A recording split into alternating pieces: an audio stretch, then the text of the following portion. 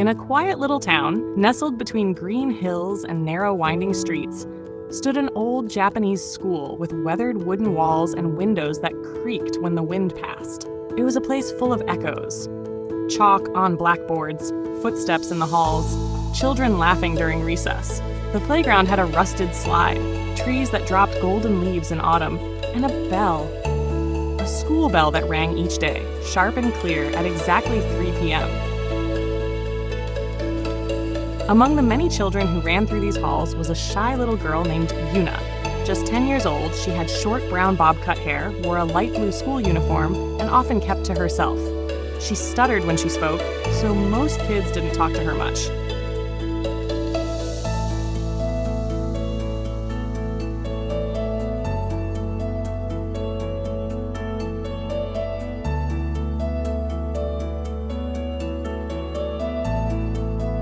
But Yuna, she had a friend, not a classmate, not a sibling, a dog. Tomo. Tomo was a stray.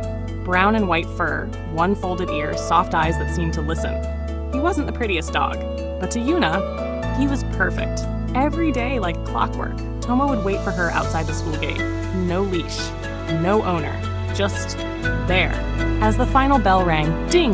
Yuna would burst out, smiling wide, arms open. "Tomo, you came again!" And Tomo would wag his tail like the world depended on it. They'd walk home together under the shade of trees. Yuna would talk about her day, about math she didn't understand, about how a boy shared his umbrella with someone else. Tomo didn't say a word. But he listened. He always listened. Sometimes they'd stop at the edge of the road. Yuna would take out a piece of bread from her lunchbox, tear it in two, and hand it to Tomo. "You eat too slow," she'd giggle. He'd lick her fingers in return, and they'd go on, day after day.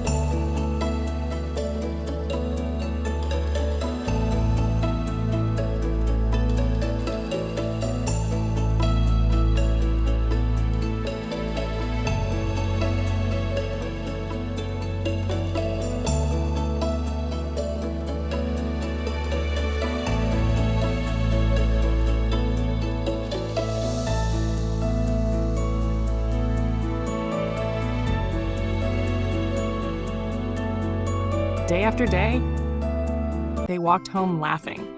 Yuna skipping under the trees, Tomo beside her, tail wagging with joy. Sometimes she'd hide behind a tree and shout, "Where's Yuna?" Tomo would bark and rush to find her, always finding her. They'd stop by a bench.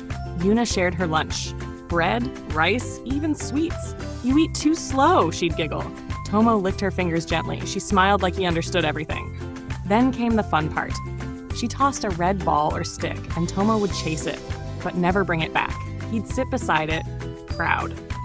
"You're hopeless," she laughed, "but you're mine." At her gate, she paused. Tomo came right up to the door, still wagging his tail. "Bye, Tomo. Same time tomorrow." He stood there gently wagging until the door clicked shut, then turned back, quiet, loyal, and full of love. But one morning, Yuna didn't come to school. Not that day, not the next, not the day after. Still, at 3 p.m. sharp, Tomo came. Same gate, same spot, same silence. Children whispered, "Whose dog is that? Why does he wait there every day?" No one had an answer.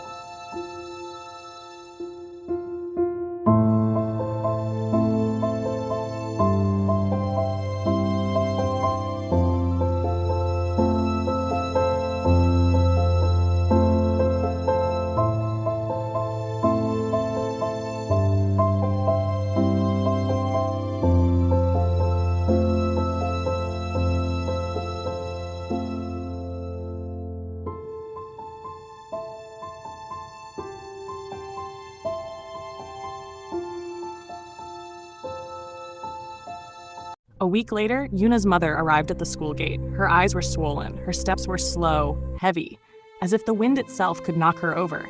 She hadn't been here since that day.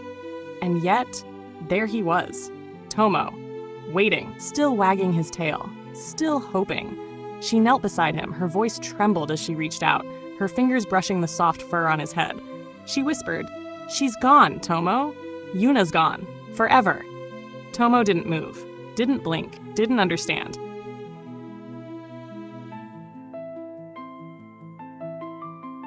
But the next day, he still came, 3 p.m., waiting. Seasons passed, leaves turned yellow, then white with snow. Tomo kept waiting. Through summer heat, through winter frost. Every afternoon, his gaze fixed on the school door. He never barked, never begged, he just hoped. One winter evening, as the last bell echoed faintly in the sky, Tomo laid down by the gate and never got up again. They buried him there, beneath the big tree by the entrance.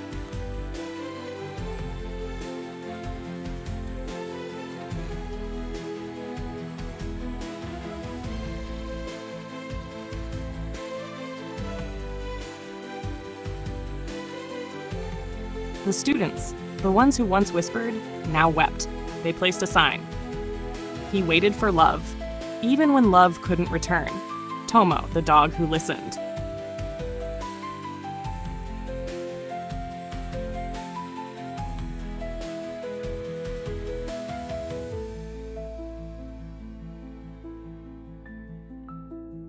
Years later, the school was gone, just rubble, grass, wind. But the tree remained. And sometimes, at exactly 3 p.m., a breeze rustles through its leaves, and it sounds just for a moment like a bell. And the leaves feel like a tail wagging. Some dogs don't wait for food. They wait for your voice.